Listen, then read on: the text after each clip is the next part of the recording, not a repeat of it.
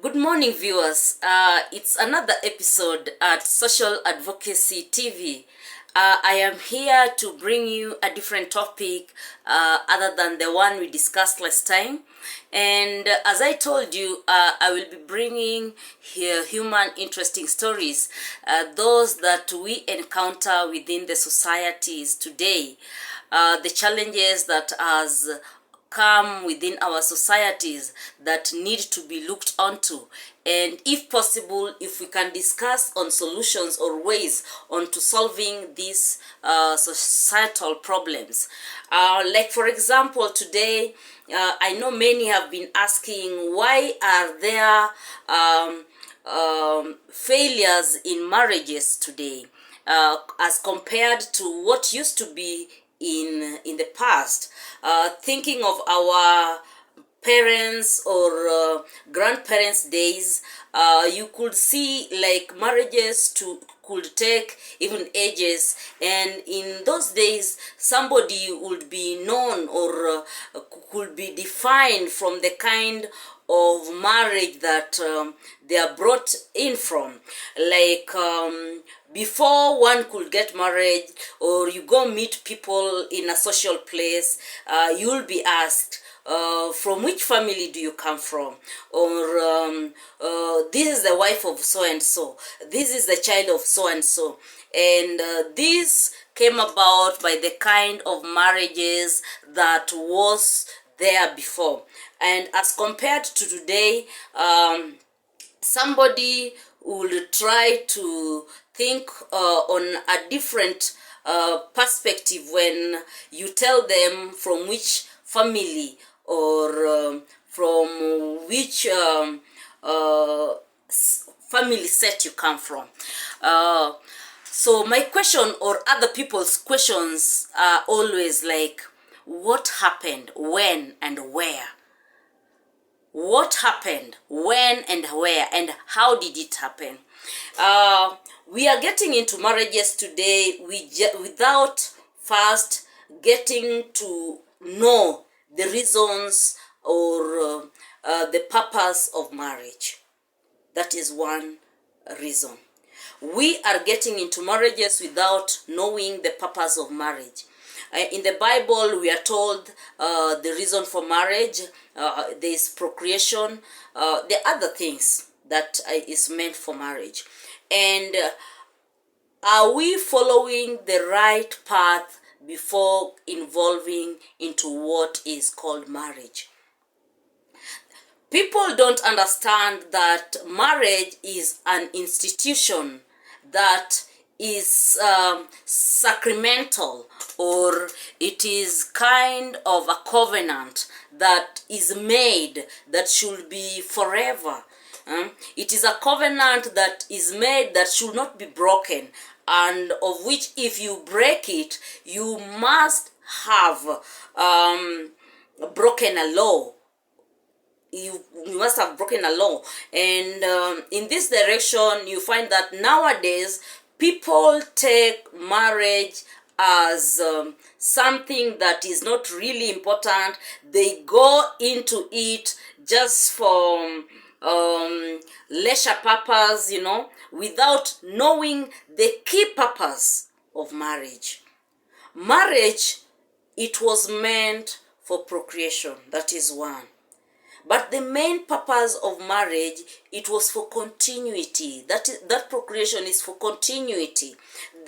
When you talk of continuity, meaning that it should not be broken. It's not something that should be cut. It is something that should be, you put it, it goes on and on. It should be having a line, But today you find that somebody marries today, tomorrow that person is divorced, tomorrow the person takes another one, and like is the normal norm of the day, the person comes to drop again the other one, and life continues. And then you come to ask yourself, what has become of our society today? What needs to be done? What did our fathers do that we are not doing right? What was there that is not here? Is it because of knowledge? Because so far compared to the past, knowledge was not that much, it was not that wide, people were not really knowledgeable, but today people are really knowledgeable. Is it because of this knowledge that has made marriage become like abolished, that is not really kept or well kept, putting in mind that marriage is also in the scriptures, and it should be taken to be something that is holy, sacramental, something that is like a covenant. So what should be done in marriage that used to be done and now it's not done, or was never done, and unless we intervene by doing something, then can make it right? In the first place, I'm talking as a woman, and somebody who is coming from a family. I've been born from a family, and somebody may ask, if you're talking so and you have a child, how did yours go? I've never been married before. I got my child before getting married, and I'm not regretting about it, because I believe that children are blessings from God. But that could not force me to get into a marriage that I knew could not work, just by the fact that I've given birth. So people nowadays, you find that somebody gets into marriage just because the person has gotten pregnant, unplanned pregnancy, and this will force the woman or the man marry this person or this lady, and coming to think of it, these are people that do not have something in common, or they do not have chemistry that would make or would hold this marriage together. Never go to get married because of eventualities. Just because of you became pregnant, now you are forced to get married. These are the reasons why the marriages of today do not last. Another thing that has brought about this institution of marriage down is the fact that we are getting married, most of the women, we are getting married because of what the man holds or has, the material things. I see a guy who is driving a big car, he's having a big job, not knowing his characteristics or traits or behaviors. I'm just being pulled by the material things that I see this person having. This makes us make the wrong moves or wrong judgments into getting into a covenant that should be carried matrimonial or holy. Instead, we put it as a playing ground where after some time you come to realize that this is not the right guy for you, and then immediately you abolish or you drop this guy. And this may find when you already have maybe children with this person, and you come to realize that you cannot really cope. So before, in the past, there used to be what is called courtship. I don't know what happened to courtship, because nowadays you can find women courting for at least 2 months, 3 months, 6 months. Some, very few become successful, but very many are never successful. They flop on the way. Why? Because you still don't know the behaviors of this guy or the behaviors of this lady. You don't know the character or the proper characters of this lady or this man. It's always said that for a man, it will take as long as around 1 to 1.5 years for you to know if this man is a pretender or a genuine man. So he can try to camouflage under something like he's a good person or not, but within 1 year to 1 year 6 months is enough for you as a keen lady to know that this is the right man that you can stay with, or this is not the right person that you can stay with. So if it's not the right person you can stay with, please don't be forced to get into marriage, because this is a covenant that you should not break. Once you get into it, know that you are going to get into it for a lifetime.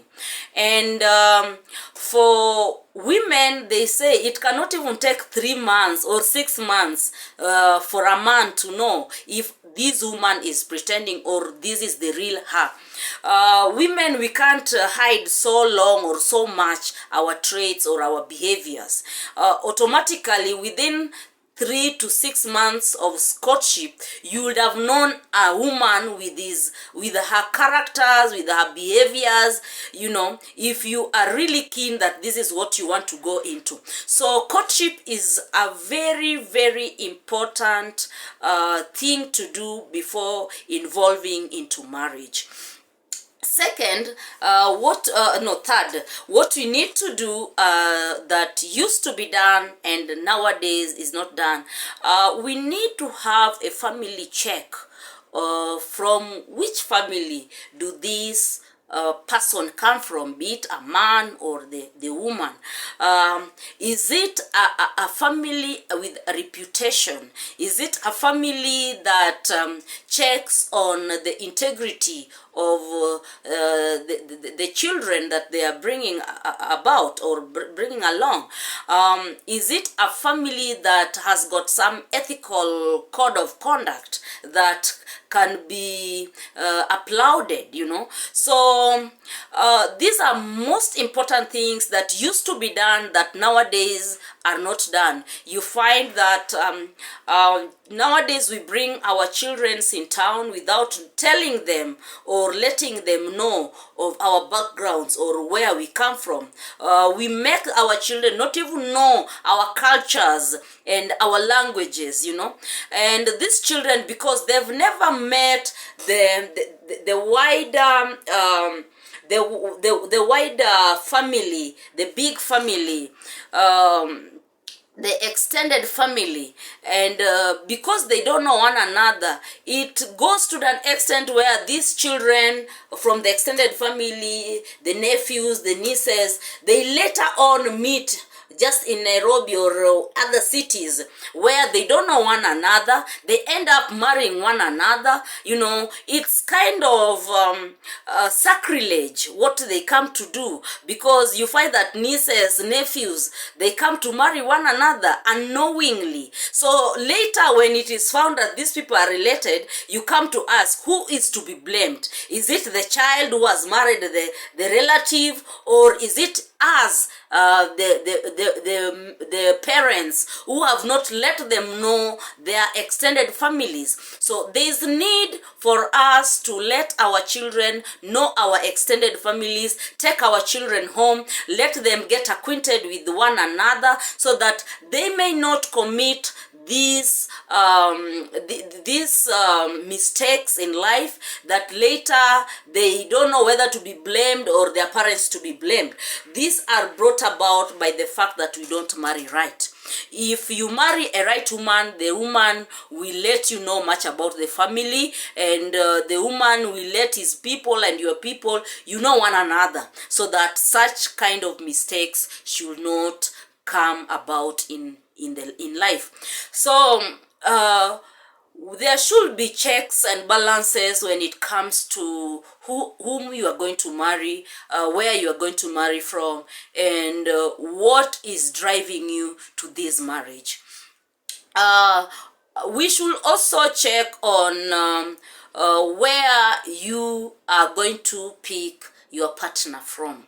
I know many people will say it doesn't matter where you've gotten your partner from.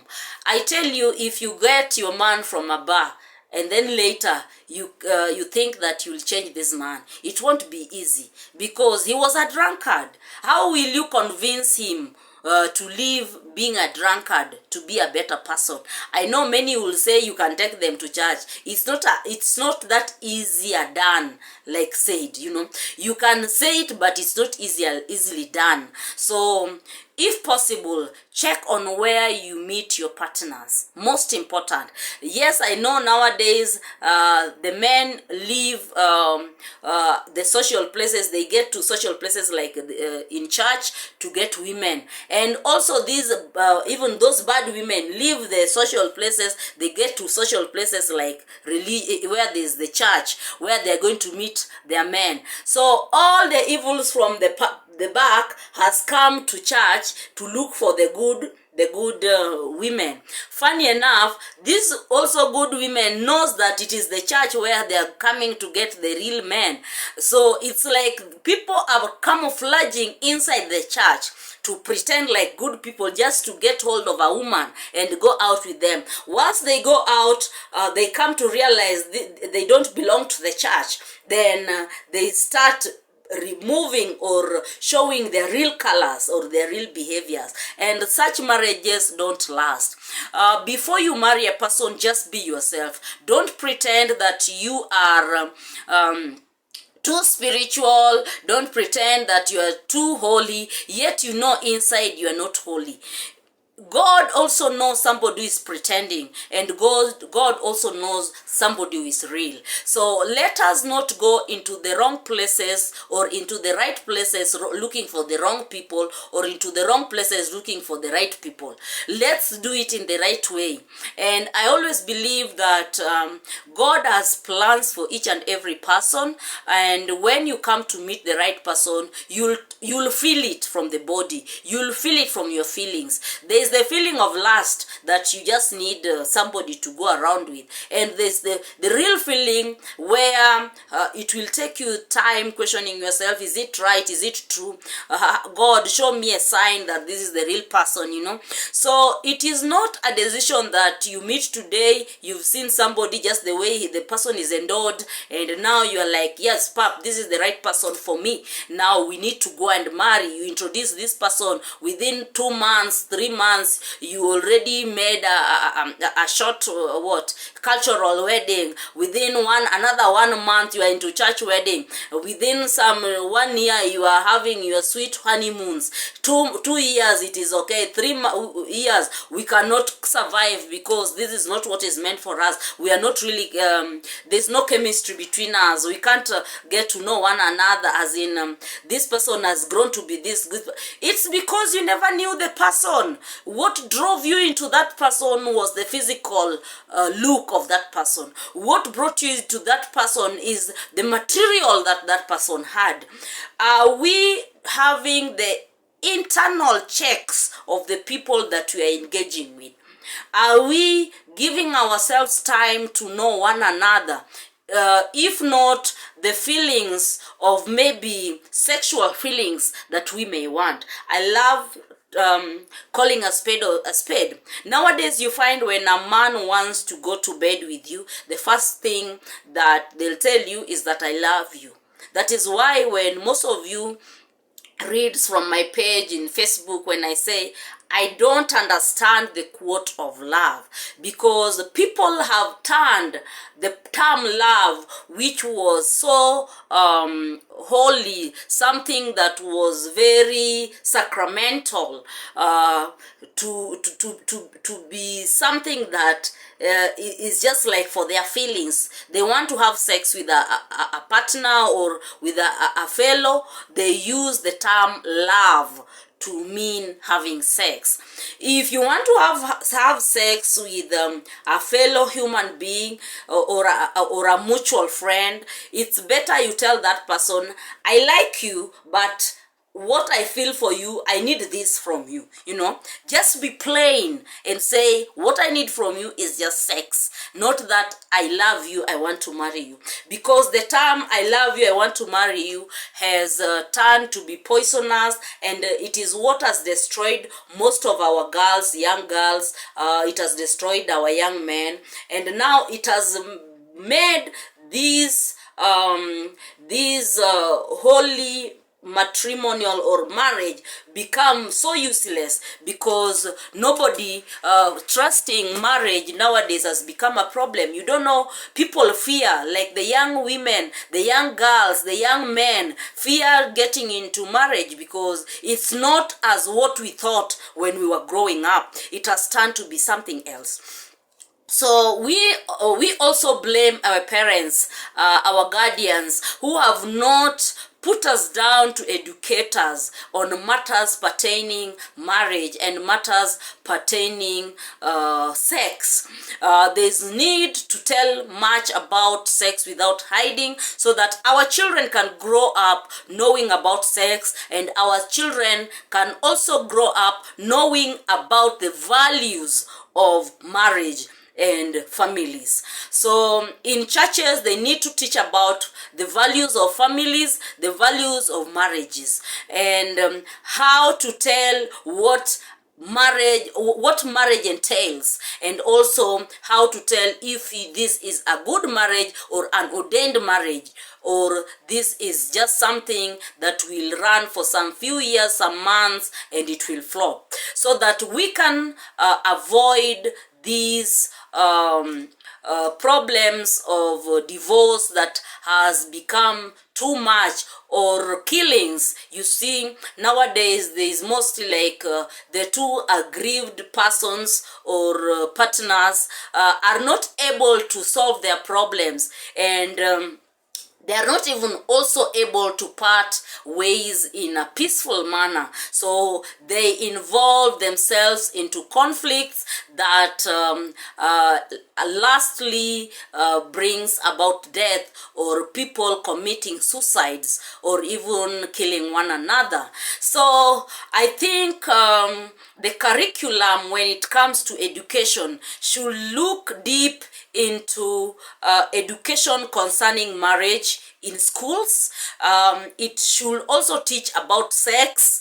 The church should teach about marriages. The church should also teach about sex, and also the values of families. This should be taught both in school and also should be in these institutions of learning, even in church, where we are given spiritual hopes.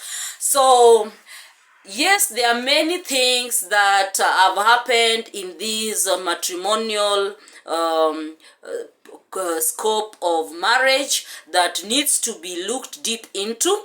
What causes it? Because unless you cannot expect to get a very ripe good fruit when the root of that tree is being eaten by beetles. The first thing, you have to make sure that you make well the roots so that the beetles can be removed, so that this plant can grow well and bring ripe sweet fruits that will also bring good health to our people. It's just the same way you cannot expect great marriages when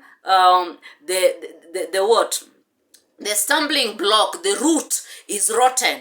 You have to make sure that you clear what is making this root get rotten, that eventually brings the sour fruit.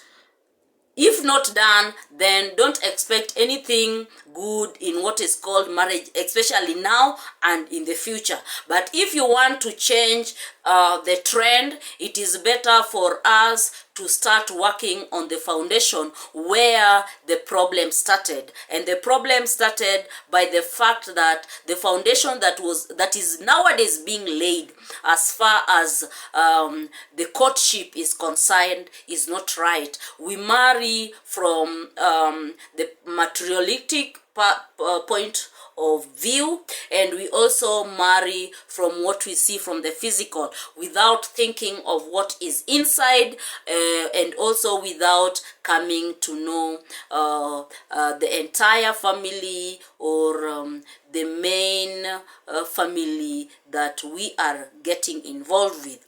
So for that case, marriage is a sweet thing.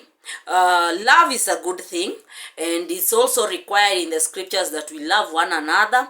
And marriage is also for continuity and also the connections between families.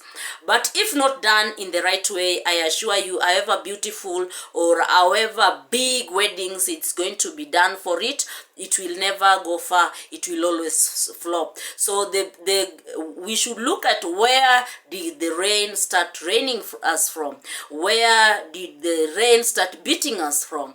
You find these are problems that should be solved right from our parents, right from our grandparents, our relatives, and also the courtship time or process that will ensure that we marry right and we are married to the right people. Thank you for that for today. The next episode, I will be coming up with a different topic. You are allowed to comment on this and also give your views where possible. When you want to talk about anything that you might have had interest on, you can leave your number or you can contact me via my inbox so that I can lay grounds for you so that you can come and talk on these problems that are challenging our people, challenging our societies, that is making us get to be underdeveloped without growth. So we need to grow as a people, we need to grow as a community, we need to grow as a nation, we need to grow as a globe. And it all starts from these minute things that we do right or we do not do right, so that we can solve them and make life very possible and very worth living. Thank you.